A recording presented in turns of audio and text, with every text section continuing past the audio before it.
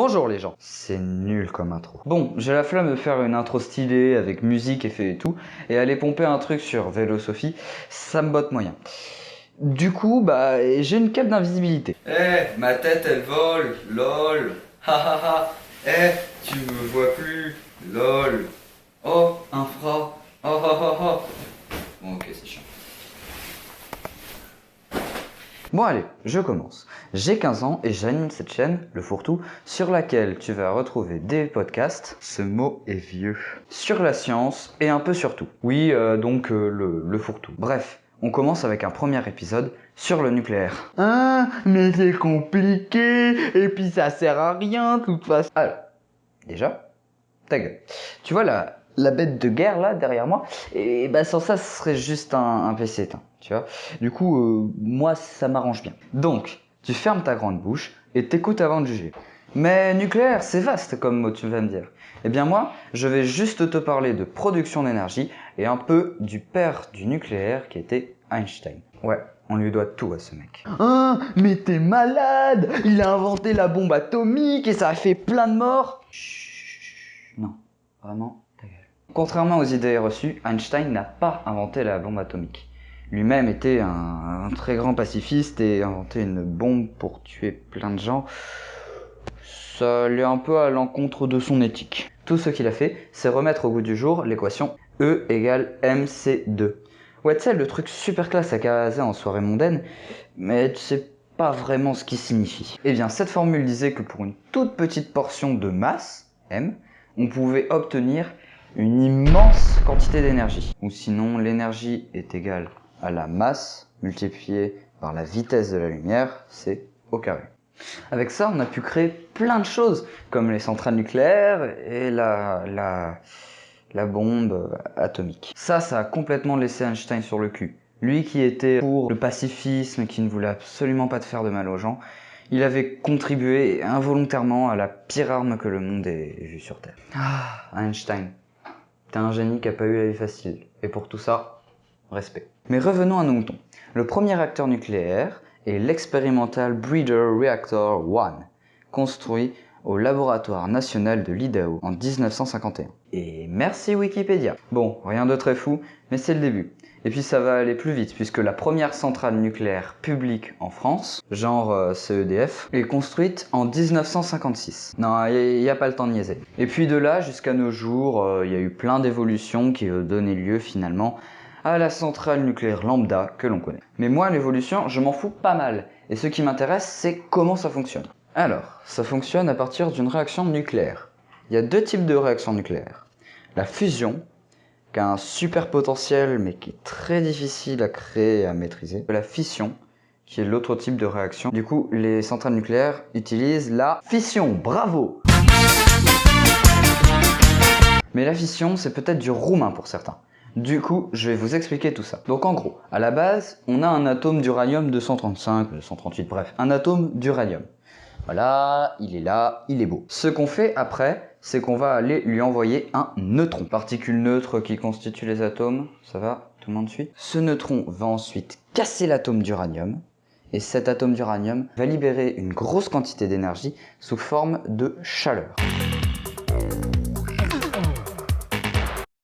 Cette chaleur va ensuite faire chauffer de l'eau qui va se transformer en vapeur qui vient ensuite faire tourner une turbine qui va entraîner un alternateur et paf, ça fait des chocs à pic. Ça serait cool si tout s'arrêtait là et le nucléaire serait pas tant controversé. Mais il y a plusieurs problèmes. Déjà, la réaction se finit pas par le dégagement de chaleur. D'ailleurs, elle est pas censée finir. Mais bon, la matière c'est pas infini, du coup il y a forcément un moment où paf, tout s'arrête. Bref, l'atome se scinde. Et là, oh, mais qu'est-ce que c'est que ça? En fait, pour un atome qui vient scinder un noyau, il y en a plus ou moins 3 qui s'en vont après. Un peu à la manière d'un pendule de Newton, je sais pas si vous voyez. Sauf que là, la bille, elle revient pas, quoi. Elle part et c'est 3 qui partent. Pendule de Newton.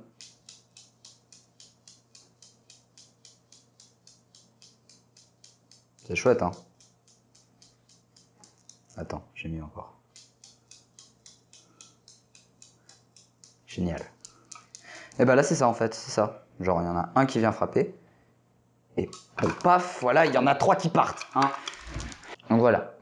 C'est un peu comme un pendule de Newton, sauf que là, les 3 billes, elles reviennent pas, et elles vont aller scinder d'autres atomes d'uranium qui vont aller à leur tour libérer 3 neutrons, qui vont aller séparer d'autres atomes d'uranium. Et si tu as suivi un minimum, tu sais que chaque atome d'uranium va dégager de la chaleur, ce qui te donne au final un joli champignon atomique de type ça. Voilà pour le premier problème. Évidemment, pour une centrale nucléaire, on cherche pas trop ça. Du coup, on va enlever les 2 neutrons de trop. Comme ça, on coupe un seul atome d'uranium à la fois. Comment on fait? Tu te poses trop de questions. Déjà, on a un liquide de refroidissement qui sert à éviter ça, que trop de neutrons partent. De 2, on a des barres de contrôle qui aident à absorber les neutrons. D'ailleurs, pour réguler le cœur du réacteur, donc là où se passe la fission, on enfonce plus ou moins ces barres dans les crayons, c'est là où se passe la réaction. Je vous mets des petites images, voilà, comme ça vous comprenez, hop, on enchaîne. Mais bon, comme on réussit à maîtriser tout ça, pourquoi est-ce que c'est tant controversé? Parce que tu as oublié un truc, je te laisse 10 secondes pour trouver. Ce n'est pas le schmilblick, les francs-maçons n'ont rien à voir là-dedans, les Illuminati non plus. Non, ce n'est pas ta mère, je la ferai pas celle-là. En fait, je voulais parler des 2 atomes, ceux-là, qui sont hautement radioactifs et presque impossibles à recycler. Bref, ce sont les déchets nucléaires qui sont enterrés sous tes pieds. Non, pas directement sous tes pieds, mais c'est bon, tu m'as compris. Ces atomes sont soit des atomes d'uranium appauvris, donc impossibles à utiliser, soit du plutonium, lui qui peut servir à la fabrication de bombes atomiques. Génial. Plutonium d'ailleurs qui est un tout petit peu toxique. Ces trucs sont extrêmement radioactifs et pour quelques années. Ça peut aller de 2 ans pour certains à plusieurs milliers d'années. Oui. Ça fait long. Petite collection de ces photos dégueulasses d'enfouissement nucléaire, veuillez apprécier. Vous pouvez contacter Maono pour son prochain et excellent Essayez de ne pas vomir. J'adore YouTube. Bref, le nucléaire c'est sympa parce que ça donne plein d'énergie, mais ça donne aussi pas mal de trucs de type déchets. Non, non arrête, non, c'est pas sympa. Voilà, ça c'est mieux. Et ça donne aussi des petits cadeaux pour les voisins un peu colériques. Si vous voyez de quoi je parlais. En France, c'est quand même la première source d'électricité. France qui a quand même un bon nombre de vieilles centrales qui enrichissent notre actualité. Mais on fait quand même des progrès avec les nouveaux types de centrales qui sortent maintenant, qui sont en train d'être construites. Mais on verra sûrement ça dans une prochaine vidéo. Voilà, c'est tout pour aujourd'hui. Si vous en voulez plus, demandez un épisode approfondissement. Soit par les commentaires, soit je ferai un petit sondage si j'ai le temps. J'espère que ça vous a plu. Si c'est le cas, CAP. Si jamais vous avez des idées de thèmes, je peux en parler, n'hésitez pas, dites-moi. Moi je vous laisse sur une petite musique et outro soigné. Ciao!